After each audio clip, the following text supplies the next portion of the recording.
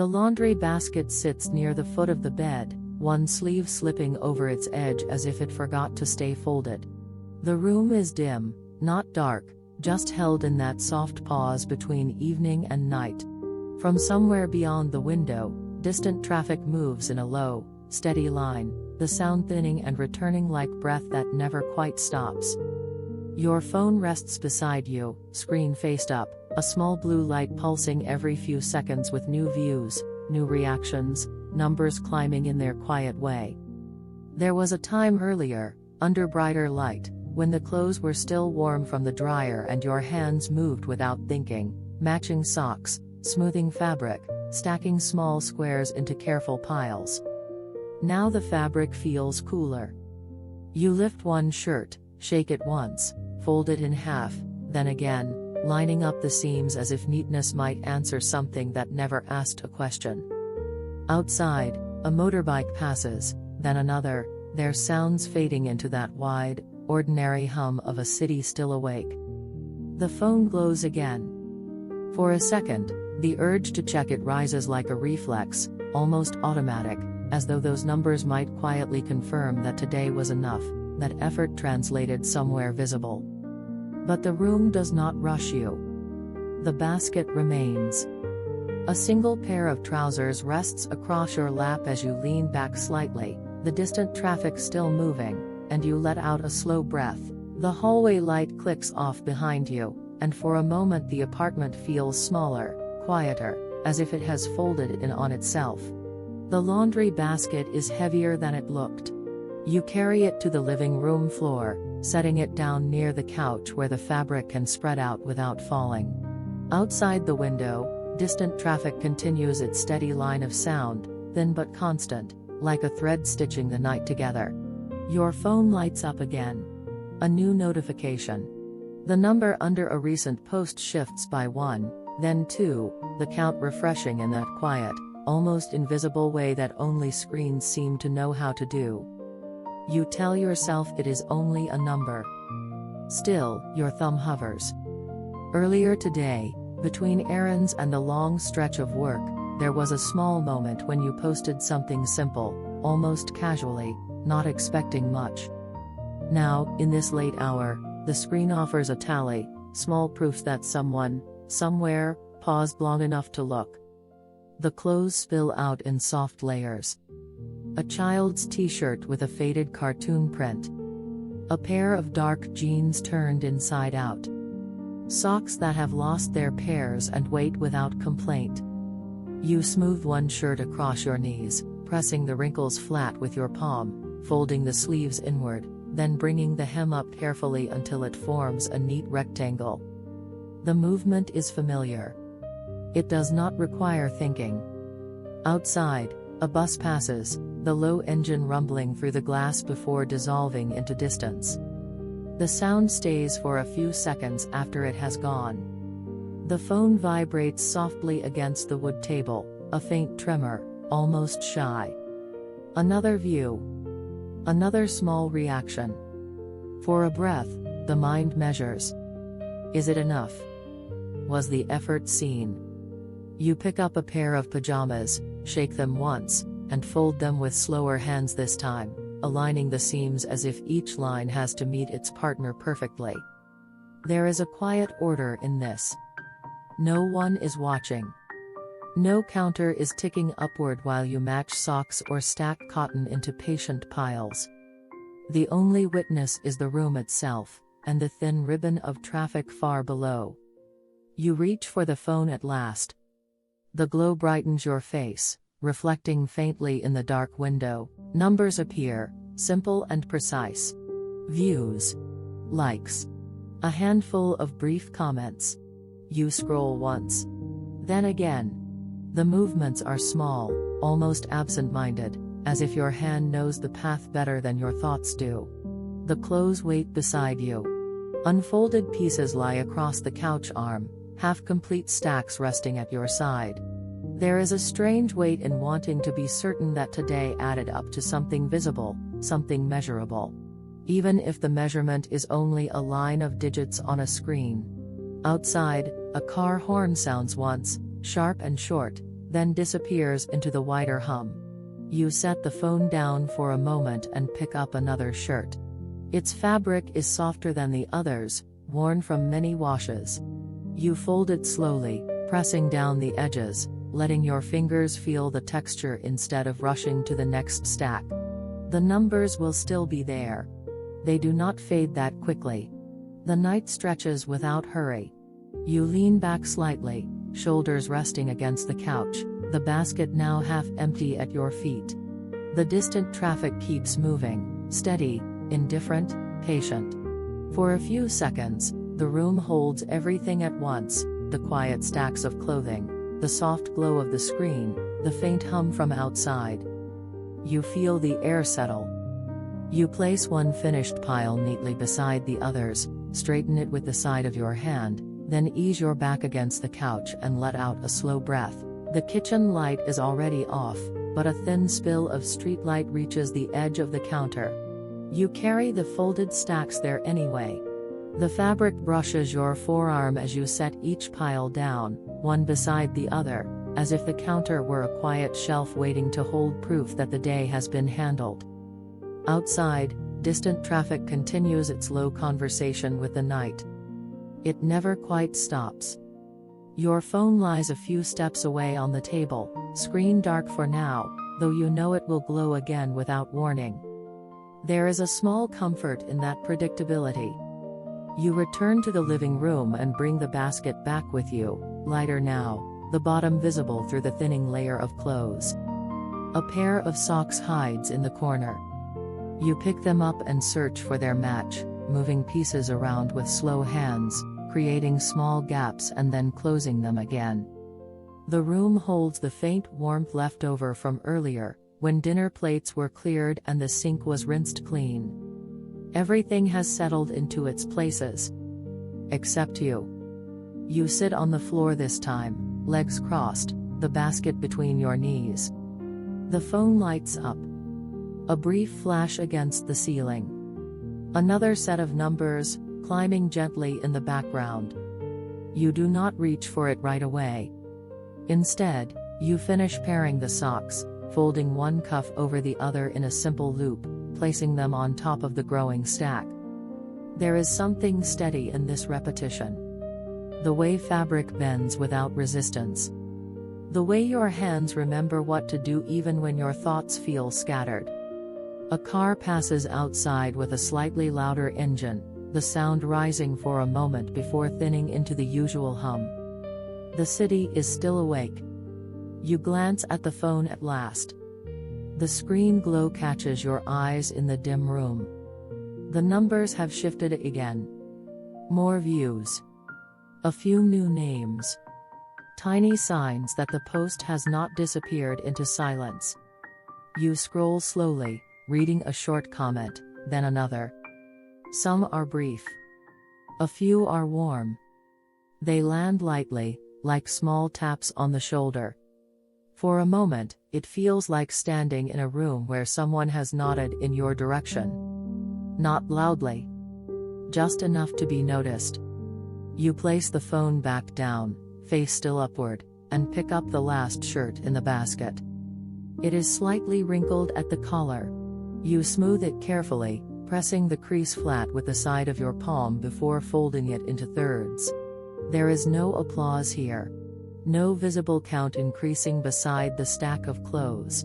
And yet, the counter grows more orderly with each movement. A quiet accumulation. You stand and carry the finished piles toward the bedroom doorway, the hallway dim except for a faint line of light from the street. Distant traffic continues, steady as breath. The sound has become almost part of the walls. Inside the bedroom, the air feels cooler. You place the folded clothes at the foot of the bed, aligning the edges so they sit evenly. The phone glows again from the other room. It waits. You remain where you are for a moment, looking at the small stacks, at the smooth lines of cotton and denim resting without demand. There is no urgency in them. They do not ask to be counted. You return to the living room, pick up the now empty basket, and slide it back into its corner. The screen brightens once more as if on cue. You lean back against the couch, the hum of traffic flowing beyond the glass, and let the air move slowly out of your chest. The bedroom door stays slightly open. A thin line of light stretches across the floor, touching the edge of the folded stacks you placed there earlier. The room feels smaller at this hour, as if the walls have stepped a little closer without anyone noticing. From outside, distant traffic continues its quiet passing, softer now, more spaced apart, like pauses between sentences. You sit on the edge of the bed and pull one pile toward you. The cotton is cool against your fingers. You lift a shirt and open the drawer slowly, sliding it into place with careful hands, not stacking too high, not forcing space where there isn't any. The phone rests on the nightstand. Face up. The screen glows again, briefly painting the ceiling in pale light before dimming on its own. You glance at it but do not pick it up. The numbers are still there, patient, updating in their own rhythm whether you watch them or not. A car passes below with a faint hiss of tires against pavement. Then quiet returns. You place another folded piece into the drawer, smoothing the surface once more even though no one will see it except you tomorrow morning. There is a slower quality to this hour. Movements stretch. Breaths lengthen. You sit back slightly and let your hands rest in your lap. The hum from outside has thinned into something almost delicate, as if the city itself is lowering its voice. The phone lights up once more. A small cluster of notifications. For a moment, the pull is stronger. A thought rises, perhaps there is one more comment, one more sign that the day has been acknowledged somewhere beyond these walls. You reach for it this time. The glow settles into your palm. You scroll once. Then stop. The numbers are modest. They are not empty either. They simply exist, arranged neatly in rows and icons, precise and unarguable. Your reflection hovers faintly on the dark parts of the screen, overlapping the images and text. For a second, it is unclear which layer matters more. Outside, a motorbike moves past, its sound trailing off into the wider night. You set the phone down again, closer to the edge of the nightstand, as if giving it space rather than holding it tightly. The last few pieces of clothing remain. A sweater with sleeves slightly stretched at the cuffs. You fold it slower than the others, pressing the fabric flat, aligning the edges carefully, adjusting once, then again. The drawer slides shut with a soft, contained sound. No applause. No notification for that. The line of light on the floor has shifted slightly, narrowing as the night deepens. The air feels cooler now against your arms. You sit still for a moment longer. The distant traffic becomes a faint ribbon of sound, almost indistinguishable from silence. The phone remains quiet for a few seconds. Then another glow. You do not reach this time. Instead, you look at the folded stacks that remain on the bed, smaller now, more manageable. There is a quiet satisfaction in seeing them reduced, not through urgency but through steady hands. You pick up the final shirt, fold it once, then twice, smoothing the corners gently as if tucking something in for the night. The phone screen fades to black on its own. The room holds its dimness without resistance. You lean back slightly against the headboard, shoulders loosening, the faint hum from outside barely touching the glass, and let a slow breath move out into the thin silence. The last drawer closes with a soft wooden sound. The room settles around it. You remain seated on the edge of the bed, palms resting lightly against your knees, feeling the faint coolness of the floor beneath your feet. Outside, distant traffic passes in wider intervals now, each vehicle separated by longer stretches of thin quiet. The phone lights up again on the nightstand. A brief flare against the wall. You turn your head but do not move closer. The glow fades, returns, then fades once more, as if unsure whether to insist. The folded clothes are no longer scattered. They rest in their drawers, aligned and still, held in the small order you created without ceremony. You open one drawer again, just to adjust a corner that seems slightly uneven. The fabric shifts under your fingers, soft and obedient. You press it flat. Close the drawer. The sound is gentle. From beyond the window, a truck rolls by with a heavier engine, the vibration lingering in the glass for a second before dissolving into the night. You stand and move toward the window slowly, not to look at anything specific, only to feel the air closer to the frame. The streetlights cast long shadows across the buildings opposite, their shapes stretched and blurred. Some windows are dark. A few remain lit. The phone brightens again behind you. The light reflects faintly on the wardrobe mirror, a small square of brightness in an otherwise muted room. You let it stay there for a moment. It does not call your name. It only updates. Numbers rising or pausing in their quiet columns. You walk back to the bed and sit down once more, this time leaning slightly against the headboard. The mattress dips under your weight. Your shoulders lower a little. The hum of traffic feels farther away now, thinner, almost like wind moving through distant branches. You pick up the phone at last. The screen glow spreads softly across your face. More views. A few new reactions.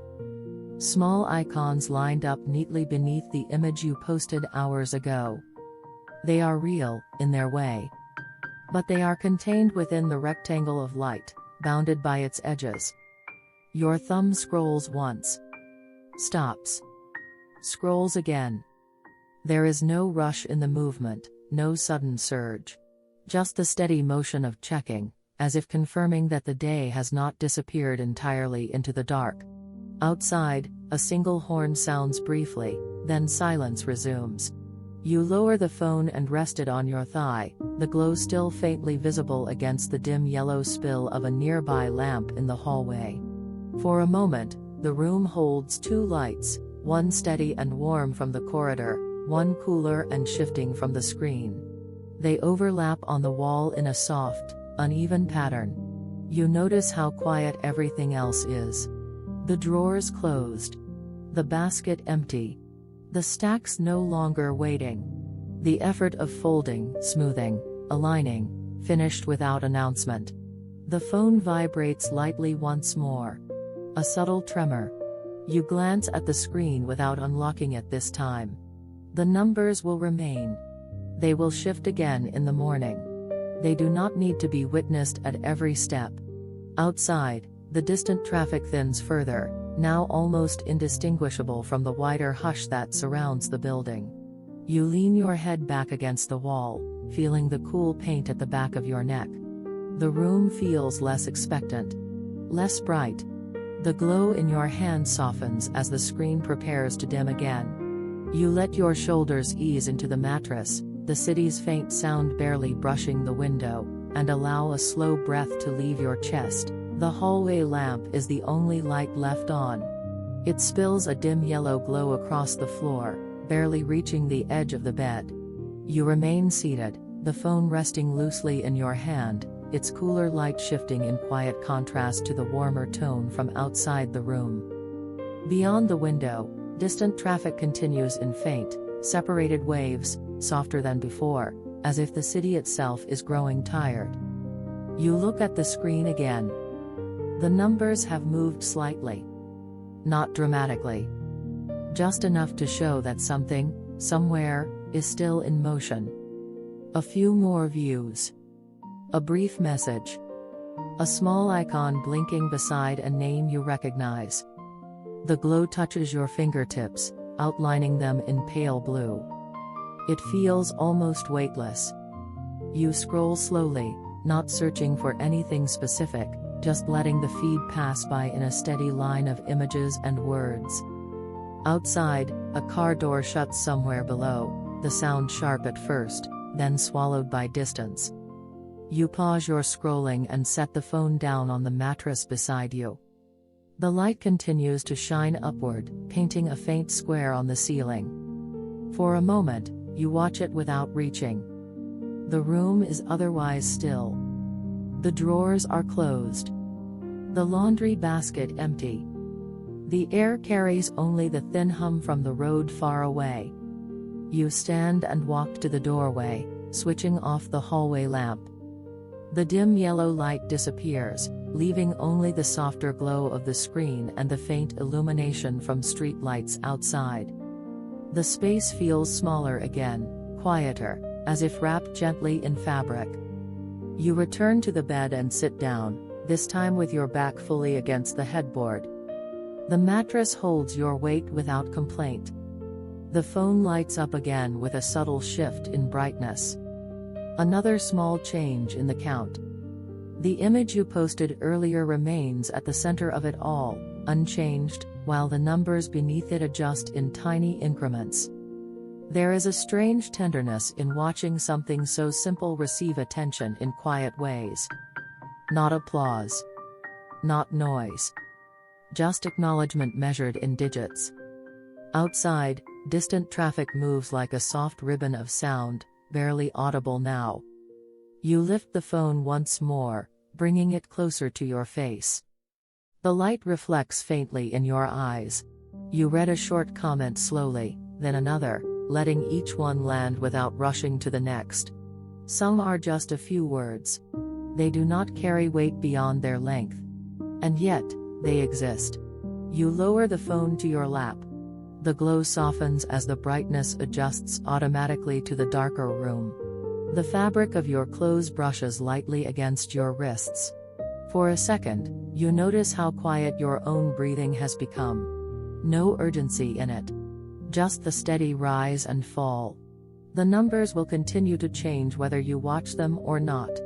They will shift again in the morning, perhaps a little higher, perhaps not. The drawers will remain closed either way. The folded clothes will wait patiently for tomorrow's hands. Outside, a final car passes with a faint whisper of tires, then the sound thins into something almost like wind. You place the phone face up beside you, not hiding it, not holding it too tightly. The screen glows one last time before dimming slightly, the room returning to its soft, contained darkness. Your shoulders ease downward. The night feels wider now. You lean back fully against the headboard, letting the mattress support you, listening to the distant traffic barely brushing the edges of the building, and allow a long, unhurried breath to move out into the quiet. The room is almost entirely dark now. Only the faint spill of streetlight traces the edge of the window frame. The phone lies beside you, its screen dimmed, resting without movement for the first time in a while. Outside, distant traffic continues in thin, scattered sounds, each car separated by long stretches of near silence. You slide down slightly against the headboard until your shoulders settle deeper into the mattress. The fabric of the sheet is cool beneath your palms. The drawers across the room remain closed, holding the careful stacks you placed inside them earlier, as if guarding small proofs of the evening's quiet effort. The phone brightens again. A brief glow. A final ripple of light across the ceiling. You turn your head and watch it from where you are, not reaching right away. The numbers shift once more. Another view. A small icon appearing beside the image you shared. It feels softer at this hour, less urgent, as though even the screen understands the night has lowered its voice. Beyond the glass, a single car passes with a faint hiss of tires, then nothing for several seconds. The pause stretches gently. You pick up the phone at last and hold it loosely in one hand. The glow illuminates your fingers, the lines in your skin more visible against the pale light. You scroll once, slowly. Then stop. There is no sudden surge, no dramatic change. Just the steady presence of numbers arranged neatly beneath a photo that already belongs to earlier today. Your reflection appears faintly over the image, layered between light and shadow. For a moment, you look at that instead. The phone vibrates lightly, a soft reminder that it is still connected to a wider world moving beyond this room. You lower it to your chest and let it rest there. The screen dims gradually, the brightness adjusting downward until it is almost gentle. The distant traffic has thinned to only an occasional sound, barely brushing the building before fading into a wider quiet. The air in the room feels cooler now. You listen to your own breathing, the slow rhythm of it filling the spaces between outside sounds. There is no stack left to fold. No drawer waiting to be aligned. No counter in this room measuring what has been done. The phone lights up one more time. You glance at it briefly, seeing the updated count without unlocking the screen. It has risen slightly again. Not dramatically. Just enough to confirm that something continued while you were still.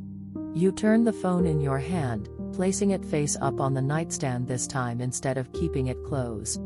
The glow rests quietly against the wood surface. The room holds its darkness without resistance. Outside, one final car passes, its sound fading quickly into the distance. The space between sounds grows longer. You shift your shoulders deeper into the pillow, feeling the weight of your body settle fully into the mattress. The phone remains within reach, but no longer in your grasp. Its screen dims once more, the light softening until it is barely there. The drawers stay closed. The folded clothes rest unseen inside them. The night does not ask for proof. You lean your head slightly to one side, listening to the thin quiet that has finally spread across the room, and allow a slow, steady breath to move out into the darkness. The phone rests quietly now. Its screen no longer insisting on being seen, only breathing a faint light into the dark room. Outside, the distant traffic has thinned into almost nothing, a soft trace that comes and goes without leaving a mark. You lie still, one arm resting loosely at your side, the other folded across your chest where the phone had been moments ago. The drawers remain closed. Inside them, the folded clothes hold their shape without effort, edges aligned, fabric smoothed by your hands earlier in the evening. No one witnessed it. No one needed to. The numbers on the screen may rise again overnight. Or they may pause. Morning will arrive either way. The room feels steady around you, holding the quiet without demand. There is no counter measuring this moment.